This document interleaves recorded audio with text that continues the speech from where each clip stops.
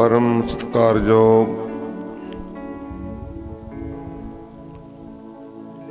सतगुरां दी साजी और नवाजी हुई साध संगत जीओ, आप माई भाई धनता दे योग हों जिन्हां नूं गुरु चरनां दे विच बैठण दे सुभाग समय प्राप्त होया। आओ गुरु इतिहास दियां विचारां चल रही हन। माता गुजर कौर दे अखियां दे तारे, गुरु तेग बहादुर महाराज जी दे पुत्र पुत्रां दे दानी नीले दे साह सवार, आनंदपुर दे वासी पटने दे माही धन धन साहिब श्री गुरु गोबिंद सिंह महाराज जी, उन्हां दे जीवन इतिहास की कथा विचार चलती आ रही है। कल विचार छड्डी सी राम राय नाल बेड़ी विच मेल। जद ऐतवार दूज तिथ दा नियत किया होया दिन आया तां बाबा राम राय कुछ सिखां नूं नाल लैके घोड़ सवार होके जमुना घाट नूं चल पे। इधर सतगुरु जी भी मामा कृपाल चंद आद योधिया नूं नाल लैके जमुना दे नियत स्थान ते पहुंच गए।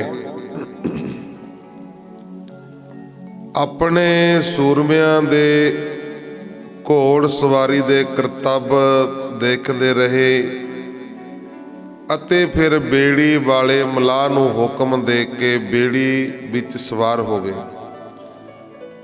दूजे पास्यों बाबा राम राय भी पहुंच गए अते सतगुरु जी नूं नमस्कार करके बेड़ी विच बैठ गए। सतगुरु जी अते राम राय जी बेड़ी दी सैर समय आपस विच उत्तर प्रश्न करके बड़े प्रसन्न होए। बेड़ी विच राम राय जी नाल गुरदास अते तारा दोवें भरा सन अते सतगुरु जी नाल दीवान चंद ते प्रोहत दयाराम मामा कृपाल चंद अते पंज भाणजे संगो शाह जीत मल सिहारी मल गंगा राम ते गुलाब राय बीबी बीरो दा दे पुत्र सन। राम राय जी ने आनंदपुर दा हाल राजा भीमचंद आदि दी विरोधता ते नाहण देश विच आउण दे कारण पुछे, जो सतगुरु जी ने पूर्ण विस्तार नाल सुनाए। सतगुरु जी ने दसिया, राजा भीमचंद साडे पासों धोखे नाल हाथी लेना चाहुंदा सी। पंचकला सातर चंदन दी चौंकी आद हाथी लेना चाहुंदा सी, पर जदों असीं उस दे मन दी खोट जान के उसनूं हाथी देणों ना कर दित्ती तां ओह साडे नाल युद्ध करके ये चीज़ां लैण वास्ते तैयारी करन लग पिया। अगों जद उसने साडी तैयारी देखी तां फिर उसने राजियां नूं आख्या कि जे हुण गुरु नाल लड़ाई कीती तां ओहदे लड़के दे विआह विच विघन पवेगा, इस करके जंग करन तो टाला कर गया। इत्थे असीं राजा नाहन दे सद्दे नूं प्रवान करके उहदे राज विच जमुना दे किनारे अपना आसन ला लिया है। ਰਾਜਾ ਭੀਮ ਚੰਦ ਦੀ ਇਹ ਖੋਟੀ ਚਾਲ ਨੂੰ ਸੁਣ ਕੇ ਬਾਬਾ ਰਾਮ ਰਾਏ ਜੀ ਨੇ ਬੜਾ ਦੁੱਖ ਪ੍ਰਗਟਾਵਾ ਕੀਤਾ ਅਤੇ ਬੇਨਤੀ ਕੀਤੀ, ਮੇਰੀ ਉਮਰ ਹੁਣ ਥੋੜੀ ਕੁ ਹੀ ਬਾਕੀ ਹੈ, ਤੁਸਾਂ ਸਾਡੇ ਉੱਤੇ ਕਿਰਪਾ ਦ੍ਰਿਸ਼ਟੀ ਹੀ ਰੱਖਣੀ, ਪਿਛਲੇ ਭੇਦ ਭਾਵਾਂ ਨੂੰ ਹਿਰਦੇ ਵਿੱਚ ਨਾ ਰੱਖਣਾ ਅਤੇ ਸਾਡੇ ਡੇਰੇ ਦੀ ਸੰਭਾਲ ਵੀ ਤੁਸੀਂ ਰੱਖਣੀ ਆ। ਧੰਨ ਸ੍ਰੀ ਗੁਰੂ ਗੋਬਿੰਦ ਸਿੰਘ ਮਹਾਰਾਜ ਜੀ ਨੂੰ ਬੇਨਤੀ ਕੀਤੀ ਰਾਮ ਰਾਏ ਨੇ। ਅੱਗੇ ਸਿੱਖੀ ਦਾ ਜਹਾਜ਼ ਬਾਬਾ ਰਾਮ ਰਾਏ ਜੀ ਨੇ ਕਿਹਾ ਕਿ ਤੁਸੀਂ ਆਪਣੇ ਸੋਢੀ ਬੰਸ ਦੇ ਸ਼੍ਰੋਮਣੀ ਹੋ, ਵਿਘਨਾਂ ਤੇ ਦੁੱਖਾਂ ਦੇ ਹਨੇਰੇ ਨੂੰ ਦੂਰ ਕਰਨ ਵਾਲੇ ਸੂਰਜ ਹੋ। ਧੰਨ ਸ੍ਰੀ ਗੁਰੂ ਨਾਨਕ ਦੇਵ ਮਹਾਰਾਜ ਜੀ ਨੇ ਜਿਹੜਾ ਸਿੱਖੀ ਦਾ ਜਹਾਜ਼ ਅਨੇਕ ਪ੍ਰਕਾਰ ਦੇ ਜੀਵਾਂ ਦੇ ਸਮਾਜ ਨਾਲ ਭਰਿਆ ਸੀ, ਉਸ ਵਿੱਚ ਬੜੇ ਤਿੱਖੇ ਘਰ ਦੀ ਫੁੱਟ ਦੇ ਕਾਰਨ ਵਿਘਨ ਪੈ ਗਏ ਹਨ, ਜਿਸ ਕਰਕੇ ਇਹ ਸਿੱਖੀ ਸੇਵਕੀ ਦਾ ਜਹਾਜ਼ ਟੁਕੜੇ ਟੁਕੜੇ ਹੋ ਗਿਆ। ਭਾਵ ਕੋਈ ਕਿਸੇ ਪਾਸੇ ਜਾ ਲੱਗਾ, ਕੋਈ ਕਿਸੇ ਪਾਸੇ ਜਾ ਲੱਗਾ। ਤੁਸੀਂ ਹੁਣ ਇਸ ਨੂੰ ਇਕੱਠਾ ਕਰਕੇ ਇੱਕ ਕਰ ਦਿਓ ਅਤੇ ਗੁਰੂ ਨਾਨਕ ਦੇਵ ਮਹਾਰਾਜ ਜੀ ਦੀ ਸਿੱਖੀ ਦੀ, ਗੁਰੂ ਨਾਨਕ ਦੇਵ ਮਹਾਰਾਜ ਜੀ ਦੀ ਸਿੱਖੀ ਦੇ ਭਰੇ ਹੋਏ ਜਹਾਜ਼ ਨੂੰ ਸੰਸਾਰ ਸਮੁੰਦਰ ਤੋਂ ਪਾਰ ਕਰੋ। ਰਾਮ ਰਾਏ ਜੀ ਨੇ ਕਿਹਾ ਕਿ ਅਸਾਂ ਆਪਣੇ ਪਿਤਾ ਗੁਰੂ ਹਰ ਰਾਏ ਜੀ ਪਾਸੋਂ, ਇਹ ਰਾਮ ਰਾਏ ਜੀ ਗੁਰੂ ਹਰ ਰਾਏ ਸਾਹਿਬ ਜੀ 7ਵੇਂ ਗੁਰੂ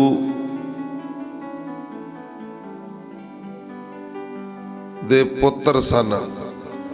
7ਵੇਂ ਗੁਰੂ ਜੀ ਦੇ ਪੁੱਤਰ ਸਨ ਰਾਮ ਰਾਏ ਜੀ। ਰਾਮ ਰਾਏ ਨੇ ਕਿਹਾ ਅਸਾਂ ਆਪਣੇ ਪਿਤਾ ਗੁਰੂ ਹਰ ਰਾਏ ਜੀ ਪਾਸੋਂ ਵੀ ਇਹੀ ਵਾਕ ਸੁਣਿਆ ਸੀ। ਉਹਨਾਂ ਨੇ ਵੀ ਫਰਮਾਇਆ ਸੀ ਕਿ ਅਸਾਂ ਧਿਆਨ ਲਾ ਕੇ ਵੇਖਿਆ ਹੈ ਕਿ ਗੁਰੂ ਨਾਨਕ ਦੇਵ ਮਹਾਰਾਜ ਜੀ ਦੀ ਸਿੱਖੀ ਦਾ ਜਹਾਜ਼ ਟੁਕੜੇ ਟੁਕੜੇ ਹੋ ਗਿਆ ਅਤੇ ਇਹ ਜਹਾਜ਼ ਤਦ ਹੀ ਇਕੱਠਾ ਹੋ ਸਕੇਗਾ ਜਦ ਕੋਈ ਇਸ ਨੂੰ ਇੱਕ ਕਰਨ ਵਾਲਾ ਮਹਾਂਪੁਰਖ ਪੈਦਾ ਹੋਏਗਾ। ਤਦ ਤੋਂ ਮੈਂ ਇਸ ਗੱਲ ਨੂੰ ਵਿਚਾਰਦਾ ਰਿਹਾ ਹਾਂ ਕਿ ਉਹ ਐਸਾ ਕਿਹੜਾ ਪੁਰਖ ਹੋਏਗਾ। ਸੋ ਹੁਣ ਤੁਹਾਡੇ ਦਰਸ਼ਨ ਕਰਕੇ ਮੈਨੂੰ ਚੰਗੀ ਤਰ੍ਹਾਂ ਪ੍ਰਤੀਤ ਆ ਗਈ ਕਿ ਉਹ ਤੁਸੀਂ ਹੀ ਹੋ ਜੋ ਵਿਗੜੇ ਚਿੱਤਾਂ ਵਿਰੋਧੀਆਂ ਨੂੰ ਸੁਧਾਰਨ ਕਰੋਗੇ। ਸਤਿਗੁਰੂ ਜੀ ਨੇ ਰਾਮ ਰਾਏ ਜੀ ਪਾਸੋਂ ਇਹ ਸੰਕੇਤ ਸੁਣ ਕੇ ਆਖਿਆ ਕਿ ਰਾਮ ਰਾਏ ਸੱਚਾ ਹੈ, ਇਹ ਗੁਰੂ ਘਰ ਨਾਲ ਪ੍ਰੇਮ ਰੱਖਣਾ ਚਾਹੁੰਦਾ ਹੈ, ਪਰ ਇਸ ਦੇ ਸਿੱਖ ਮਤ ਦੇ ਕੱਚੇ ਹਨ। ਜਿਹੜੇ ਰਾਮ ਰਾਏ ਦੇ ਸਿੱਖ ਹਨ ਇਹ ਮਤ ਦੇ ਕੱਚੇ ਹਨ, ਆਪਣੇ ਸਵਾਰਥ ਵਾਸਤੇ ਗੁਰੂ ਘਰ ਨਾਲ ਮੇਲ ਕਰਨ ਦੇ ਵਿਰੋਧੀ ਹਨ। ਬਹਿਲੋ ਕੇ ਗੁਰਦਾਸ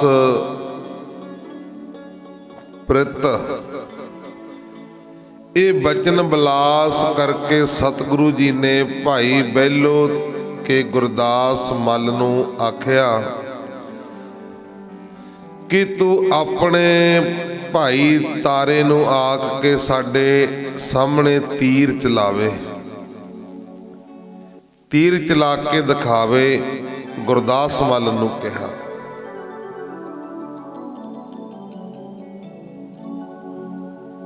ਵੇਖਾਂਗੇ ਉਹ ਕਿਸ ਦੇ ਬਲ ਨਾਲ ਤੀਰ ਚਲਾਉਂਦਾ ਹੈ, ਜਿਸ ਕਰਕੇ ਤੂੰ ਇਤਨਾ ਹੰਕਾਰ ਕੀਤਾ ਸੀ ਕਿ ਮੇਰੇ ਭਾਈ ਤਾਰਾ ਗੁਰੂ ਜੀ ਨੂੰ ਤੀਰ ਅੰਦਾਜ਼ੀ ਵਿੱਚ ਮਾਤ ਪਾ ਦੇਵਣਗੇ।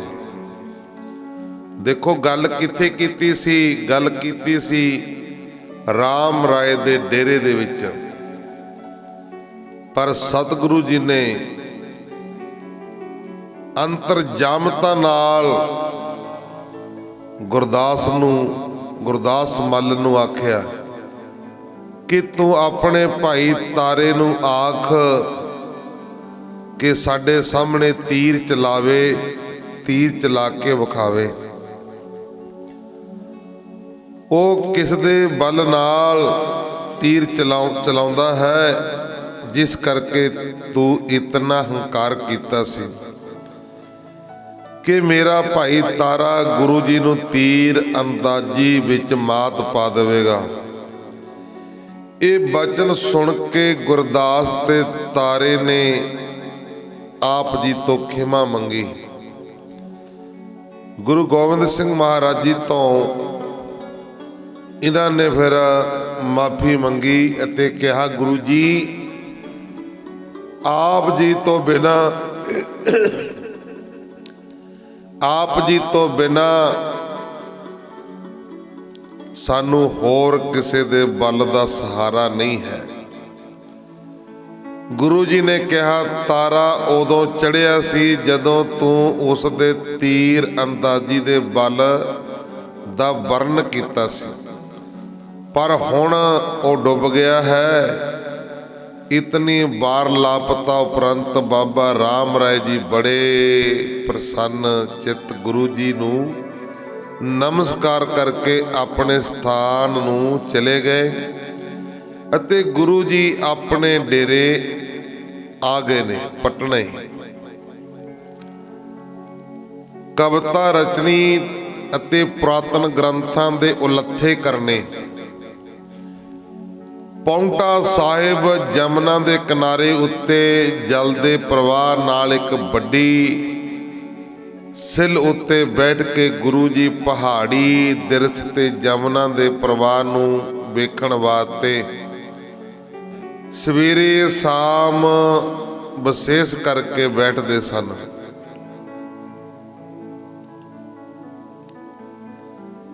ਅੰਮ੍ਰਿਤ ਵੇਲੇ ਛੋਚ ਇਸ਼ਨਾਨ ਕਰਕੇ ਆਪ ਜੀ ਇਸ ਸਿੱਲ ਉੱਤੇ ਇੱਕ ਪਹਿਰ ਦਿਨ ਚੜੇ ਤੱਕ ਕਾਂਤ ਬੈਠ ਕੇ ਗੁਰਬਾਣੀ ਰਚਦੇ।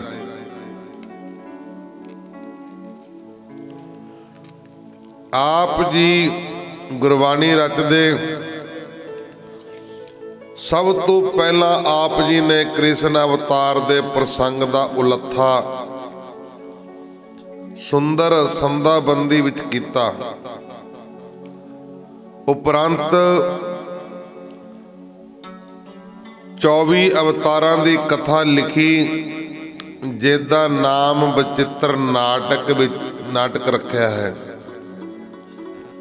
ਮਾਰਕੰਡੇ ਪੁਰਾਣ ਦਾ ਉਲੱਥਾ ਕਰਕੇ ਉਸ ਦਾ ਨਾਮ ਚੰਡੀ ਚਰਿਤ ਰੱਖਿਆ।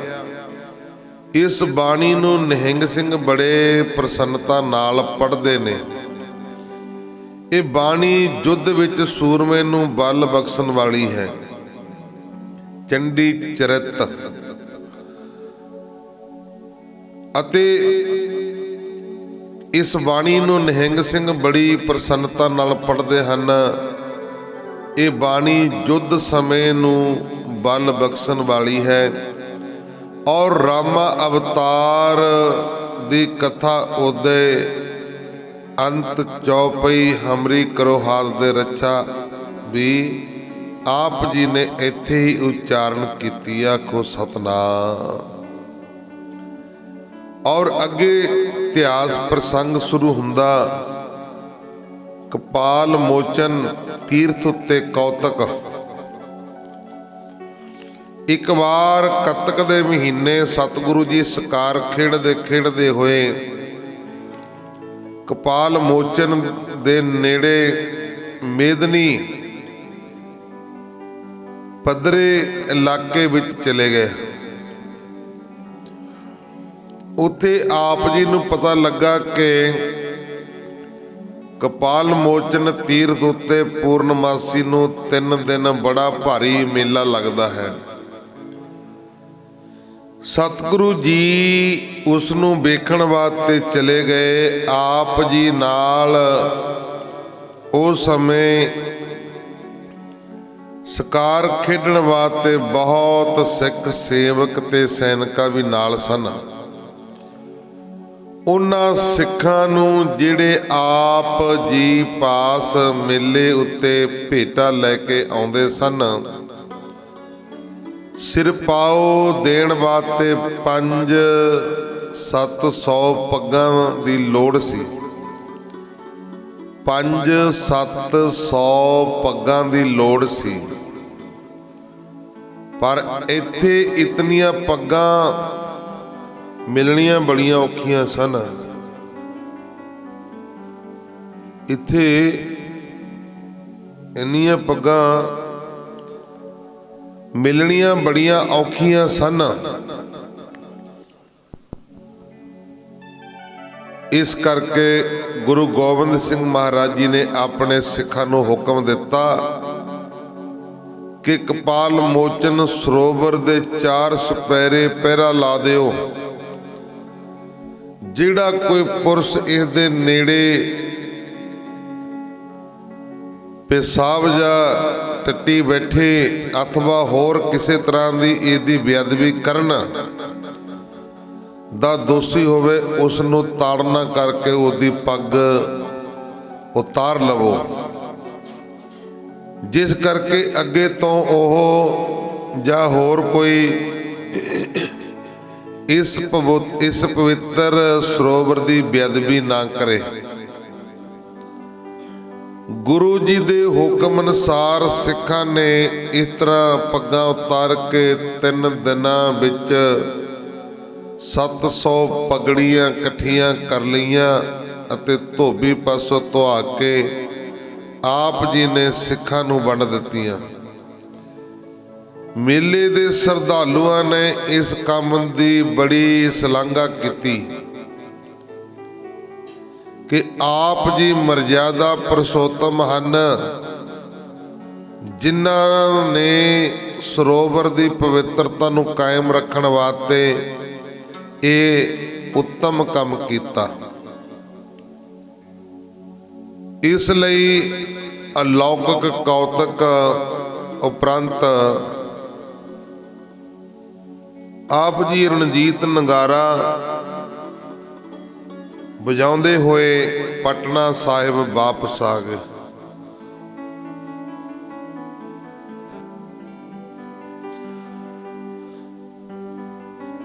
ਕਪਾਲ ਮੋਚਨ ਤੀਰਥ ਦਾ ਪ੍ਰਸੰਗ ਸ੍ਰੀ ਰਾਮ ਚੰਦਰ ਜੀ ਨੇ ਇੱਕ ਦੈਂਤ ਦਾ ਸਿਰ ਵੱਢਿਆ ਸੀ, ਜੋ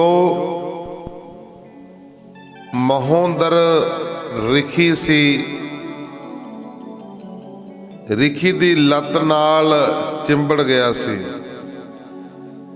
ਰਿਖੀ ਦੀ ਲੱਤ ਨਾਲੋਂ ਇਹ ਸਿਰ ਕਿਸੇ ਉਪਾਅ ਕਰਕੇ ਵੀ ਨਾ ਉਤਰਿਆ। ਪਰ ਜਦ ਉਸਨੇ ਇਸ ਸਰੋਵਰ ਵਿੱਚ ਇਸ਼ਨਾਨ ਕੀਤਾ ਤਾਂ ਸਿਰ ਆਪਣੇ ਆਪ ਹੀ ਲੱਤ ਨਾਲੋਂ ਉਤਰ ਗਿਆ ਸੀ। ਕਪਾਲ ਕਹਿੰਦੇ ਹਨ ਸਿਰ ਨੂੰ ਅਤੇ ਮੋਚਨ ਉਤਰ ਜਾਣਾ, ਇਸ ਕਰਕੇ ਇਹਦਾ ਨਾਮ ਕਪਾਲ ਮੋਚਨ ਪ੍ਰਸਿੱਧ ਹੋ ਗਿਆ। ਇਹ ਜਗ੍ਹਾ ਧਰਤੀ ਤੋਂ 5 ਕੋਹ ਉੱਤਰ ਦਿਸ਼ਾ ਸੰਢੌਰੇ ਪਿੰਡ ਦੇ ਨੇੜੇ ਹੈ। ਪੌਂਟਾ ਸਾਹਿਬ ਨਿਵਾਸ ਸਤਿਗੁਰੂ ਜੀ ਦਾ ਇਸ ਤਰ੍ਹਾਂ ਸਧਾਰਨ ਲੋਕਾਂ ਵਿੱਚ ਬਹੁਤ ਜਸ ਫੈਲ ਗਿਆ। ਆਪ ਜੀ ਦੀ ਉਪਮਾ ਸੁਣ ਕੇ ਦੇਸਾਂ ਪ੍ਰਦੇਸਾਂ ਤੋਂ ਸੰਗਤਾਂ ਆ ਕੇ ਦਰਸ਼ਨ ਪਰਸ਼ਨ ਕਰਕੇ ਮਨੋਕਾਮਨਾ ਪੂਰੀਆਂ ਕਰਕੇ ਨਿਹਾਲ ਹੁੰਦੀਆਂ।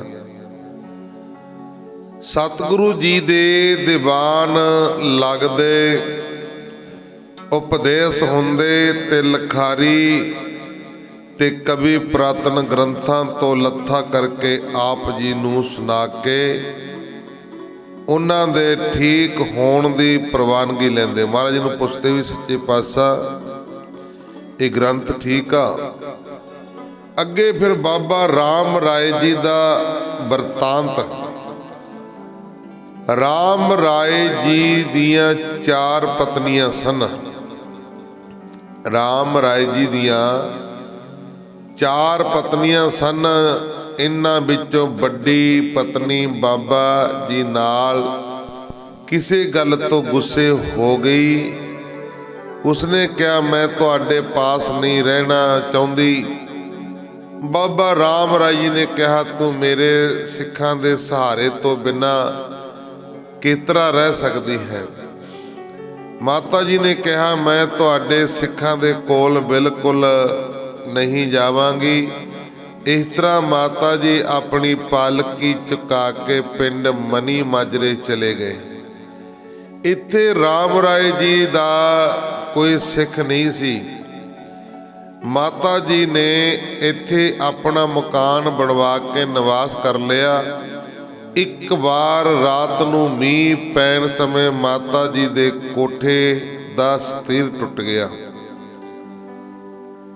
और माता जी ने सेवादार नूं पिंड दे चौधरी पास भेजिया कि वो अपने आदमी लैके सतीर बदल दिओ।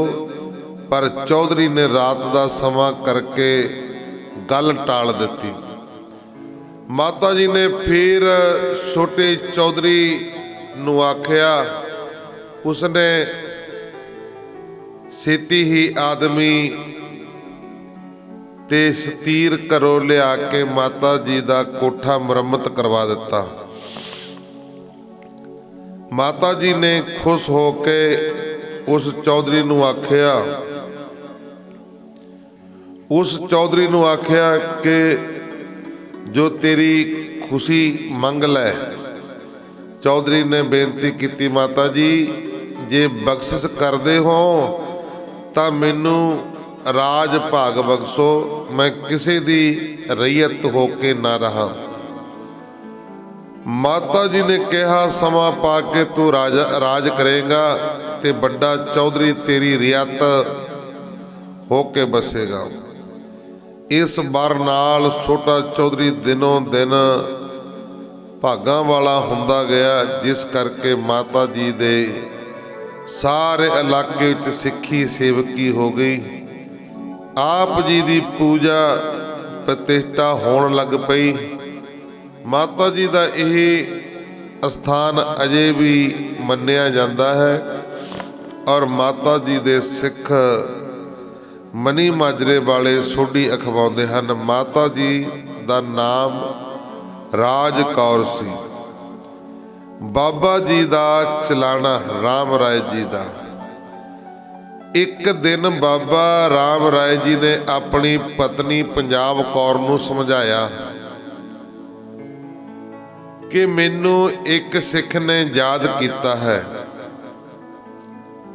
बाबा राम राय जी ने अपनी पत्नी नूं समझाया कि मैनू एक सिख याद करदा है। मैं उसकी सहायता करने वास्ते बहुत दूर जा रहा हाँ। अपने शरीर नूं मैं कोठे अंदर छड्ड जांदा हाँ। इसनूं तुसां छेड़ना नहीं, वेखना नहीं। काम तो वापस आण के मैं आप ही अपने शरीर नूं संभाल लवांगा। देख लो शक्तियां दी गल। शरीर मुर्दा हो जाए असीं गुरमुख प्यारे 2 दिन नहीं रख सकते। और बाबा राम राय जी अपने घर वाली नूं माता पंजाब कौर नूं कह गए मैं काम तो वापस आन के मैं आप ही अपने शरीर नूं संभाल लवांगा ये पक्की करके राम राय जी कोठे अंदर बढ़ के अंदरों बूहे बंद कर लए ਅਤੇ ਵਸਾਉਣੇ ਉੱਤੇ ਆਪਣੇ ਸਰੀਰ ਨੂੰ ਛੱਡ ਕੇ ਸਿੱਖੀ ਦਾ ਕੰਮ ਕਰਨ ਵਾਸਤੇ ਚਲੇ ਗਏ। ਆਖੋ ਸਤਨਾਮ। ਸਰੀਰ ਨੂੰ ਕੋਠੇ ਅੰਦਰ ਵਸਾ ਕੇ ਲੰਮੇ ਪਏ ਤੇ ਸਰੀਰ ਨੂੰ ਉੱਥੇ ਛੱਡ ਗਏ। ਆਪ ਸਿੱਖਾਂ ਦੇ ਕੰਮ ਕਰਨ ਵਾਸਤੇ ਚਲੇ ਗਏ। जद एक दिन 2 रातां बीत गईयां तां मसंदा ने माता पंजाब कौर दी एक गल ना सुनी। ये आख के बाबा जी राम राय जी चढ़ाई कर गए हन, पर तेनू धीरज देण वास्ते ही ये आख्या होवेगा कि असी सिखां दा काम करके आ जावांगे, पर इस वास्ते तू हठ ना कर। उपरंत मसंदा ने दरवाजे तोड़ के शरीर नूं इशनान कराया ते बहुमुल्ले विवान विच रख के चंदन दी चिखा उत्ते जा रखिया। इस समय पंजाब कौर ने अपने पति राम राय जी अगे ध्यान धर के अरदास की।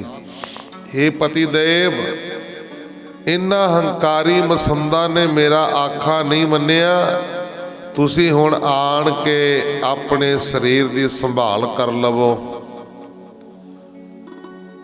इस अरदास करन दी देर सी कि बाबा जी तत सिन ही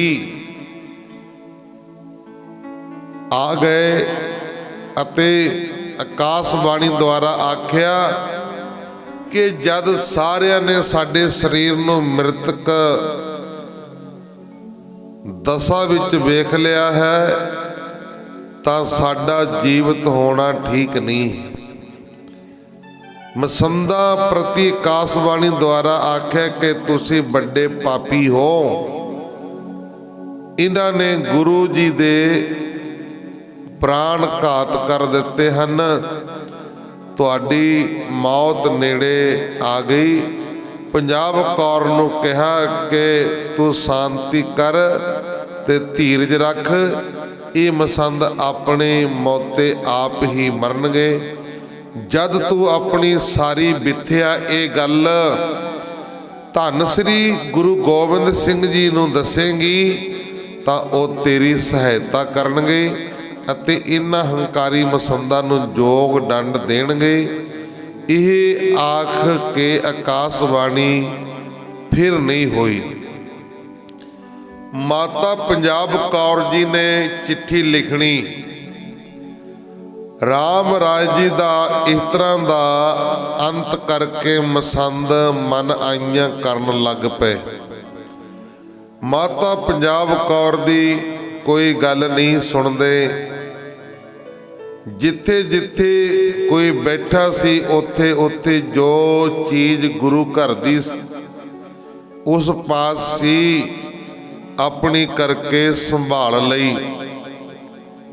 पंजाब कौर ने दुखी होके गुरु साहिब जी वाल एक पत्रिका भेजी, चिट्ठी भेजी कि इन्हां मसंदा ने मैनू बड़ा तंग किया है, किरपा करके मेरी सहायता करो।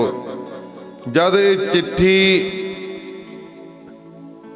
बहले के गुरदास लैके गुरु जी पास पौंटा साहिब पहुंचया। पौंटा साहिब ये चिट्ठी लैके जदों पहुंचया तो आप जी ने इस उत्ते विचार करके पंजाब कौर नूं लिखिया कि तुसी अपने सारे मसंदा नूं चिट्ठियां पा दिओ कि छेती डेरे पहुंच जाओ, तुहानूं गुरु घर वल्लों सिरपाव दिते जाणगे। महाराज जी कहंदे इकण बुलाओ तां आउणगे, नहीं इन्हां ने आउणा नहीं है। ये कहो भी सारे जिन्ने भी है मसंद ਤੇ ਸਾਰਿਆਂ ਨੂੰ ਸਿਰ ਪਾਉ ਦਿੱਤੇ ਜਾਣਗੇ। ਜਦ ਸਾਰੇ ਮਸੰਦ ਇਕੱਠੇ ਹੋ ਜਾਣ ਤਾਂ ਫਿਰ ਸਾਨੂੰ ਖਬਰ ਦੇ ਦੇਣੀ, ਅਸੀਂ ਛੇਤੀ ਹੀ ਤੁਹਾਡੇ ਪਾਸ ਪਹੁੰਚ ਕੇ ਮਸੰਦਾਂ ਦਾ ਸੁਧਾਰ ਕਰ ਦਿਆਂਗੇ। ਇਸ ਤਰ੍ਹਾਂ ਗੁਰੂ ਜੀ ਨੇ ਪੰਜਾਬ ਕੌਰ ਨੂੰ ਧੀਰਜ ਦੀ ਚਿੱਠੀ ਲਿਖ ਕੇ ਉੱਤਰ ਦਿੱਤਾ। ਮਾਤਾ ਪੰਜਾਬ ਕੌਰ ਨੇ ਸਾਰੇ ਮਸੰਦਾਂ ਨੂੰ ਚਿੱਠੀਆਂ ਲਿਖੀਆਂ ਕਿ ਗੁਰੂ ਘਰ ਦੀ ਮਰਜ਼ਾਦਾ ਅਨੁਸਾਰ ਸਾਰੇ ਮਸੰਦ ਇੱਥੇ ਪਹੁੰਚ ਜਾਓ, ਸਭ ਨੂੰ ਸਿਰ ਪਾਓ ਦੇ ਕੇ ਨਵੇਂ ਸਿਰਿਓਂ ਆਪਣੀ ਥਾਵਾਂ ਦੇ ਉੱਤੇ ਲਾਉਣਾ ਹੈ ਔਰ ਨਵੇਂ ਸਿਰਿਓਂ ਆਪੋ ਆਪਣੇ ਥਾਵਾਂ ਤੇ ਭੇਜ ਦਿੱਤਾ ਜਾਏਗਾ। ਤੁਸੀਂ ਸਿੱਖਾਂ ਤੋਂ ਧਨ ਉਗਰਾ ਕਰਕੇ ਪਹਿਲਾਂ ਵਾਂਗੂ ਹੀ ਕੰਮ ਚਲਾਉਣਾ ਹੋਵੇਗਾ। ਜਦ ਇਹ ਚਿੱਠੀਆਂ ਪੜ੍ਹ ਕੇ ਸਾਰੇ ਮਸੰਦ ਨਿਯਤ ਦਿਨ ਉੱਤੇ ਪਹੁੰਚ ਗਏ ਤੇ ਮਾਤਾ ਪੰਜਾਬ ਕੌਰ ਨੇ ਸਤਿਗੁਰੂ ਜੀ ਨੂੰ ਪਾਉਂਟਾ ਸਾਹਿਬ ਖਬਰ ਭੇਜ ਦਿੱਤੀ ਕਿ ਆਓ ਹੁਣ ਸਾਰੇ ਇਹ ਦੁਸ਼ਟ ਇਕੱਠੇ ਹੋ ਗਏ ਹਨ, ਮਸੰਦਾਂ ਨੂੰ ਦੰਡ ਦੇਣਾ। ਦੂਸਰੇ ਦਿਨ ਸਤਿਗੁਰੂ ਜੀ ਕੁਝ ਯੋਧਿਆਂ ਨੂੰ ਘੋੜ ਸਵਾਰ ਕਰਕੇ ਆਪ ਹਾਥੀ ਉੱਤੇ ਸਵਾਰ ਹੋ ਕੇ ਬਾਬਾ ਰਾਮ ਰਾਏ ਜੀ ਦੀ ਮੁਕਾਣ ਦੇਣ ਦੇ ਬਹਾਨੇ ਡੇਰੇ ਪਹੁੰਚ ਗਏ। ਆਪ ਜੀ ਨੂੰ ਵੇਖ ਕੇ ਮਸੰਦ ਬੜੇ ਚਿੰਤਾਵਾਨ ਹੋ ਗਏ ਕਿ ਇਹਨਾਂ ਦਾ ਮੇਲ ਸਾਡੇ ਵਾਸਤੇ ਚੰਗਾ ਨਹੀਂ ਹੈ। ਸਤਿਗੁਰੂ ਜੀ ਨੇ ਪੰਜਾਬ ਕੌਰ ਨੂੰ ਪੁੱਛਿਆ ਕਿ ਕੀ ਕਾਰਨ ਹੋਇਆ ਜਿਸ ਕਰਕੇ ਰਾਮ ਰਾਏ ਜੀ ਸੱਚਖੰਡ ਚਲੇ ਗਏ ਹਨ। ਪੰਜਾਬ ਕੌਰ ਨੇ ਦੱਸਿਆ ਕਿ ਮੈਨੂੰ ਉਹਨਾਂ ਨੇ ਸਮਝਾਇਆ ਸੀ ਕਿ ਅਸੀਂ ਸਿੱਖਾਂ ਦੇ ਜ਼ਰੂਰੀ ਕੰਮ ਸਿਰੇ ਚੜ੍ਹਨ ਵਾਸਤੇ ਦੂਰ ਜਾ ਰਹੇ ਹਾਂ, ਸਰੀਰ ਸਾਡਾ ਇੱਥੇ ਹੀ ਰਹੇਗਾ, ਇਸ ਨੂੰ ਛੇੜਨਾ ਨਹੀਂ, ਅਸੀਂ ਆਪ ਜੀ ਆਣ ਕੇ ਸੰਭਾਲ ਲਵਾਂਗੇ। ਪਰ ਇਹਨਾਂ ਮਸੰਦਾਂ ਨੇ ਮੇਰੇ ਤੋਂ ਜਬਰੋ ਜਬਰੀ 16 ਪਹਿਰ ਪਿੱਛੋਂ ਸਰੀਰ ਨੂੰ ਸੰਸਕਾਰ ਕਰਨ ਵਾਸਤੇ ਚਿਖਾ ਉੱਤੇ ਰੱਖ ਦਿੱਤਾ। ਇਸ ਸਮੇਂ ਮੈਂ ਉਹਨਾਂ ਦੀ ਆਰਾਧਨਾ ਕੀਤੀ ਤਾਂ ਉਹ ਤਤ ਸਿਨਹੀ ਆ ਗਏ, ਪਰ ਆਪਣੇ ਹੁਕਮ ਦੀ ਲੰਘਣਾ ਹੋਣ ਕਰਕੇ ਉਹ ਕ੍ਰੋਧਵਾਨ ਹੋ ਕੇ ਵਾਪਸ ਚਲੇ ਗਏ। ਮਸੰਦਾਂ ਵੱਲ ਦੇਖ ਕੇ ਗੁਰੂ ਜੀ ਨੇ ਕਿਹਾ, ਤੁਸੀਂ ਇਹਨਾਂ ਦਾ ਕਿਉਂ ਕਿਹਾ ਨਹੀਂ ਮੰਨਿਆ? ਤੁਸੀਂ ਆਪਣੇ ਗੁਰੂ ਜੀ ਨੂੰ ਜਿਉਂਦੇ ਹੀ ਸਾੜ ਕੇ ਘੋਰ ਪਾਪ ਕੀਤਾ ਹੈ।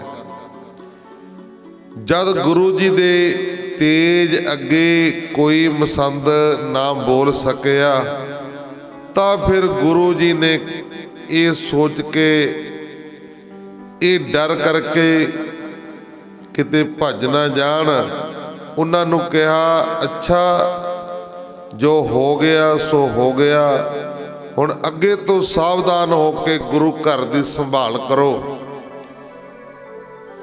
ਦੂਸਰੇ ਦਿਨ ਸਤਿਗੁਰੂ ਜੀ ਮਾਮਾ ਕਿਰਪਾਲ ਚੰਦ ਆਦਿਕ ਮੁਖੀਆਂ ਨੂੰ ਨਾਲ ਲੈ ਕੇ ਪੰਜਾਬ ਕੌਰ ਪਾਸ, ਜਿੱਥੇ ਸਾਰੇ ਮਸੰਦ ਇਕੱਠੇ ਹੋ ਬੈਠੇ ਸਨ, ਉੱਥੇ ਗਏ ਤੇ ਦਇਆ ਰਾਮ ਪ੍ਰੋਤ ਦੇ ਹੱਥ ਇੱਕ ਕੀਮਤੀ ਦੁਸਾਲਾ ਰਾਮ ਰਾਏ ਜੀ ਦੀ ਪੱਗ ਦੀ ਰਸਮ ਵਜੋਂ ਪੰਜਾਬ ਕੌਰ ਨੂੰ ਦਿੱਤਾ।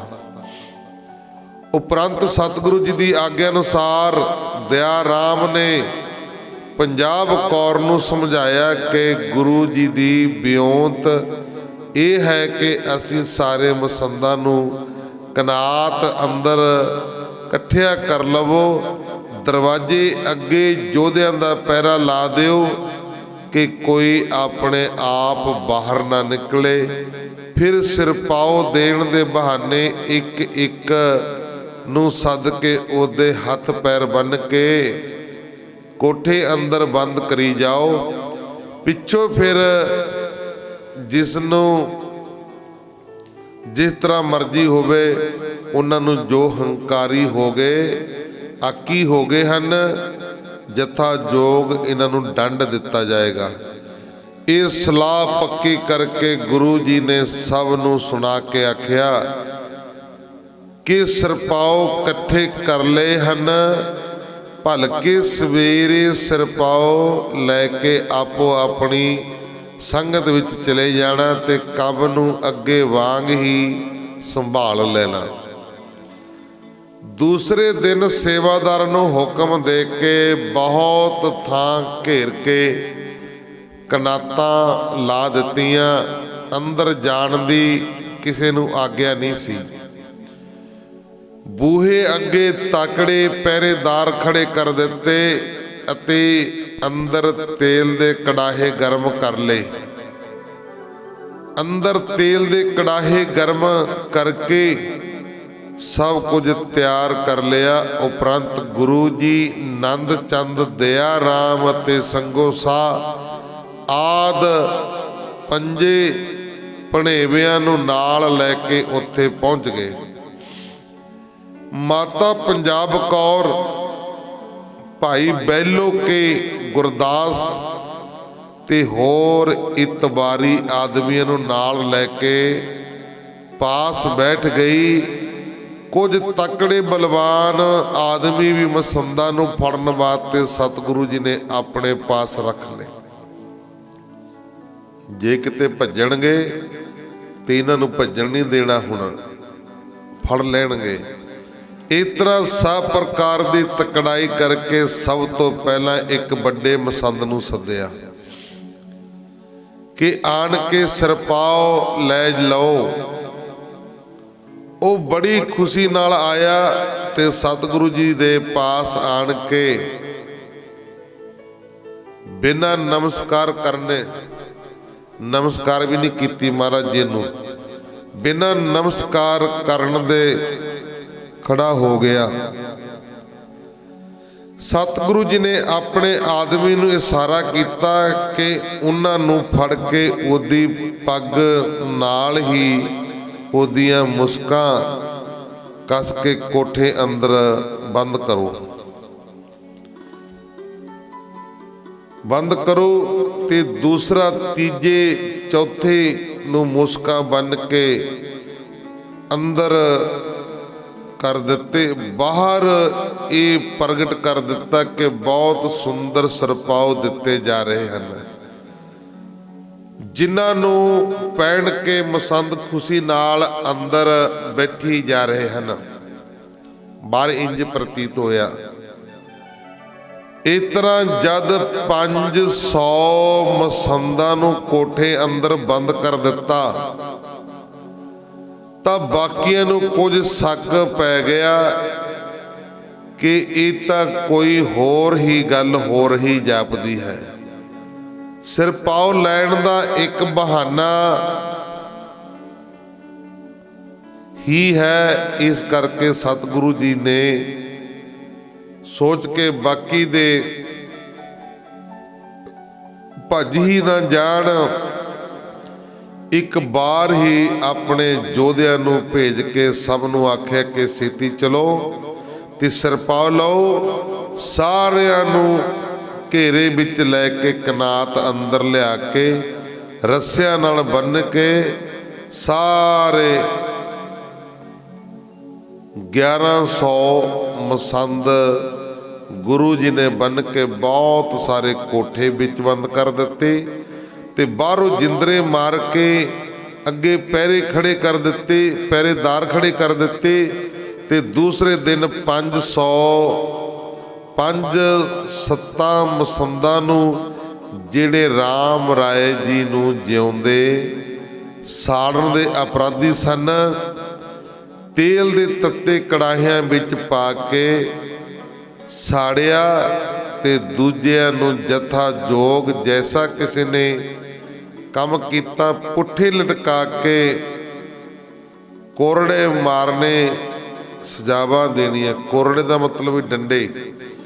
ਉਹਨਾਂ ਦੇ ਡੰਡੇ ਮਾਰ ਕੇ ਉਹਨਾਂ ਨੂੰ ਸਜ਼ਾਵਾਂ ਦੇਣੀਆਂ। ਸਜ਼ਾਵਾਂ ਦੇ ਕੇ ਮਸੰਦਾਂ ਤੋਂ ਹਟਾ ਦਿੱਤਾ ਗਿਆ ਤੇ ਥੋੜ੍ਹੇ ਜਿਹੇ ਮਾਤਾ ਪੰਜਾਬ ਕੌਰ ਦੀ ਆਗਿਆ ਵਿੱਚ ਸਨ। ਉਹਨਾਂ ਨੂੰ ਦੇਸਾਂ ਵਿਦੇਸਾਂ ਵਿੱਚ ਕਾਰ ਭੇਟ ਲੈਣ ਵਾਸਤੇ ਨਿਯਤ ਕਰ ਦਿੱਤਾ। ਇਸ ਤਰ੍ਹਾਂ ਕੁਝ ਦਿਨ ਵਿੱਚ ਹੀ ਮਸੰਦ ਸੁਧਾਰ ਕੌਤਕ ਕਰਕੇ ਸਤਿਗੁਰੂ ਜੀ ਵਾਪਸ ਪਾਉਂਟਾ ਸਾਹਿਬ ਆ ਗਏ। ਵਾਪਸ ਫਿਰ ਸਤਿਗੁਰੂ ਜੀ ਪਾਉਂਟਾ ਸਾਹਿਬ ਆ ਗਏ। ਪਾਉਂਟਾ ਆਣ ਕੇ ਸਤਿਗੁਰੂ ਜੀ ਨੇ ਆਪਣੇ ਨਿਯਤ ਪ੍ਰੋਗਰਾਮ ਫਿਰ ਆਰੰਭ ਕਰ ਦਿੱਤੇ। ਸਵੇਰੇ ਅੰਮ੍ਰਿਤ ਵੇਲੇ ਇਸ਼ਨਾਨ ਉਪਰੰਤ ਆਪ ਜੀ ਇੱਕ ਪਹਿਰ ਦਿਨ ਚੜ੍ਹੇ ਤੱਕ ਜਮਨਾ ਕਿਨਾਰੇ ਸਿੱਲਾ ਉੱਤੇ ਬੈਠ ਕੇ ਕਵਿਤ ਸੰਦ ਸਵਈਏ ਆਦਿ ਵਿੱਚ ਕਵਿਤਾ ਰਚਦੇ, ਜੋ ਨਾਲ ਨਾਲ ਇੱਕ ਲਿਖਾਰੀ ਪਾਸ ਬੈਠਾ ਲਿਖੀ ਜਾਂਦਾ ਸੀ। ਉਪਰੰਤ ਸਤਿਗੁਰੂ ਜੀ ਆਪ ਭੋਜਨ ਛਕ ਕੇ ਸਤਿਗੁਰੂ ਜੀ ਆਪ ਭੋਜਨ ਛਕਦੇ ਤੇ ਦਰਸ਼ਨ ਪਰਸਨ ਆਈਆਂ ਸੰਗਤਾਂ ਹਜ਼ਾਰਾਂ ਸੰਗਤਾਂ ਨੂੰ ਭੰਡਾਰ ਵਰਤਾਉਂਦੇ। ਫਿਰ ਆਪ ਕੁਝ ਸਮਾਂ ਪਲੰਗ ਤੇ ਸਜ ਜਾਂਦੇ ਤੇ ਨੰਦ ਚੰਦ ਸੰਗੋਸਾ ਆਦਿ ਮੁਖੀਏ ਪਾਸ ਬੈਠ ਕੇ ਰਾਜ ਸਾਜ ਦੀਆਂ ਨੇਕਾਂ ਗੱਲਾਂ ਪੁੱਛ ਕੇ ਆਪ ਜੀ ਤੋਂ ਅਗਵਾਈ ਲੈਂਦੇ। ਇਸ ਤੋਂ ਬਿਨਾਂ ਹੋਰ ਵੀ ਕਈ ਕਾਰ ਵਿਹਾਰ ਦੀਆਂ ਗੱਲਾਂ ਤੇ ਹਾਸ ਵਿਲਾਸ ਕਰਦੇ। ਸਤਿਗੁਰੂ ਜੀ ਵਿਸ਼ਰਾਮ ਕਰਨ ਵਾਸਤੇ ਲੇਟ ਜਾਂਦੇ। ਫਿਰ ਤੀਸਰੇ ਪਹਿਰ ਉੱਠ ਕੇ ਜਲ ਪਾਣੀ ਛਕ ਕੇ ਘੋੜੇ ਤੇ ਸਵਾਰ ਹੋ ਕੇ ਆਪਣਾ ਲਗਵਾਇਆ ਹੋਇਆ ਬਾਗ ਵੇਖਣ ਜਾਂਦੇ। ਉੱਥੇ ਬੈਠ ਕੇ ਗੁਰੂ ਜੀ ਦੀ ਬਾਣ ਲਾਉਂਦੇ ਤੇ ਰਾਜਿਆਂ ਵੱਲੋਂ ਆਏ ਹੋਏ ਦੂਤਾਂ ਨਾਲ ਗੱਲਬਾਤ ਕਰਦੇ। ਉਪਰੰਤ ਤੀਰ ਬੰਦੂਕਾਂ ਨੇਜਾ ਆਦਿ ਚਲਾਉਣ ਦਾ ਆਪਣੇ ਯੋਧਿਆਂ ਨੂੰ ਅਭਿਆਸ ਕਰਾਉਂਦੇ। ਅਨੇਕਾਂ ਤਰ੍ਹਾਂ ਦੇ ਘੋੜਿਆਂ ਨੂੰ ਭਜਾਉਣਾ, ਉਹਨਾਂ ਨੂੰ ਉੱਚੀਆਂ ਛਾਲਾਂ ਮਰਵਾਉਣੀਆਂ ਤੇ ਅਨੇਕਾਂ ਤਰ੍ਹਾਂ ਦੇ ਚੱਕਰ ਲਵਾ ਕੇ ਯੁੱਧ ਵਾਸਤੇ ਤਿਆਰ ਕਰਦੇ। ਜਦ ਸੰਧਿਆ ਹੋ ਜਾਂਦੀ, ਭਾਵ ਕਿ ਜਦੋਂ ਸ਼ਾਮ ਹੋ ਜਾਂਦੀ, ਤਾਂ ਇੱਕ ਵਾਪਸ ਡੇਰੇ ਆਣ ਕੇ ਰਬਾਬੀਆਂ ਤੋਂ ਸ਼ਬਦ ਚੌਂਕੀ ਸੁਣਦੇ। ਉਪਰੰਤ ਪ੍ਰਸਾਦ ਛਕ ਕੇ ਰਾਤ ਨੂੰ ਵਿਸ਼ਰਾਮ ਕਰਦੇ। ਆਓ ਅੱਗੇ ਪ੍ਰਸੰਗ ਕਰਿਓ ਕੱਲ ਨੂੰ ਸਰਵਣ। ਰਾਜਾ ਫਤਿਹ ਸ਼ਾਹ ਦੇ ਲਾਗੀ ਦੀ ਰਾਜਾ ਫਤਿਹ ਸ਼ਾਹ ਦੇ ਲਾਗੀ ਗੰਢ ਲੈ ਕੇ ਆਏ। ਸਤਿਗੁਰੂ ਜੀ ਨੇ ਤੰਬੋਲ ਭੇਜਣਾ। ਇਧਰੋਂ ਗੁਰਮੁਖ ਪਿਆਰਿਓ, ਇੱਕ ਦਿਨ ਸਤਿਗੁਰੂ ਜੀ ਆਪਣੇ ਬਾਗ ਵਿੱਚ ਬੈਠੇ ਸਨ ਕਿ ਰਾਜਾ ਫਤਿਹ ਸ਼ਾਹ ਦੇ ਭੇਜੇ ਹੋਏ ਲਾਗੀ ਵਿਆਹ ਦੇ ਸੱਦੇ ਦੀ ਗੰਢ ਲੈ ਕੇ, ਜਿਵੇਂ ਆਪਾਂ ਚਿੱਠੀ ਲੈ ਕੇ ਕਹਿ ਦਿੰਦੇ ਹਾਂ, ਗੰਢ ਲੈ ਕੇ ਆ ਗਏ। ਗੰਢ ਦੇ ਨਾਲ ਉਹਨਾਂ ਨੇ ਰਾਜੇ ਵੱਲੋਂ ਇੱਕ ਚਿੱਠੀ ਦਿੱਤੀ, ਜਿਸ ਵਿੱਚ ਲਿਖਿਆ ਸੀ ਕਿ ਉਸ ਦੀ ਲੜਕੀ ਦੀ ਸ਼ਾਦੀ ਹੈ, ਤੁਸੀਂ ਉਸ ਸਮੇਂ ਜ਼ਰੂਰ ਦਰਸ਼ਨ ਦੇ ਕੇ ਕਰਤਾਰਥ ਕਰਨਾ। ਵਿਆਹ ਦੇ ਸੱਦੇ ਦੀ ਇਹ ਤੁਹਾਨੂੰ ਗੰਢ ਸੌਂਫ ਅਤੇ ਕੁਝ ਮਿੱਠਾ ਮਿਸ਼ਟਾਨ ਭੇਜੀ ਹੈ। ਸਤਿਗੁਰੂ ਜੀ ਨੇ ਸਭ ਕੁਝ ਸੁਣ ਕੇ ਉਸ ਨੂੰ ਆਖਿਆ ਕਿ ਸੈਨਾ ਨੂੰ ਨਾਲ ਲੈ ਕੇ ਸਾਡਾ ਆਪਣਾ ਆਉਣਾ ਔਖਾ ਹੈ। ਮਹਾਰਾਜ ਜੀ ਨੇ ਕਿਹਾ ਵੀ ਮੇਰਾ ਆਉਣਾ ਔਖਾ ਹੈ, ਸੈਨਾ ਬੜੀ ਆ ਨਾਲ, ਕਿਉਂਕਿ ਉੱਥੇ ਸਾਰੇ ਪਹਾੜੀ ਰਾਜੇ ਆਏ ਹੋਣਗੇ।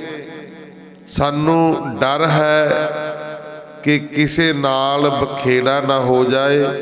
ਇਸ ਬਾਤ ਤੇ ਅਸੀਂ ਆਪਣੇ ਦੀਵਾਨ ਨੂੰ ਕੁਝ ਸੈਨਾ ਨਾਲ ਤੰਬੋਲ ਦੇ ਕੇ ਭੇਜ ਦਿਆਂਗੇ।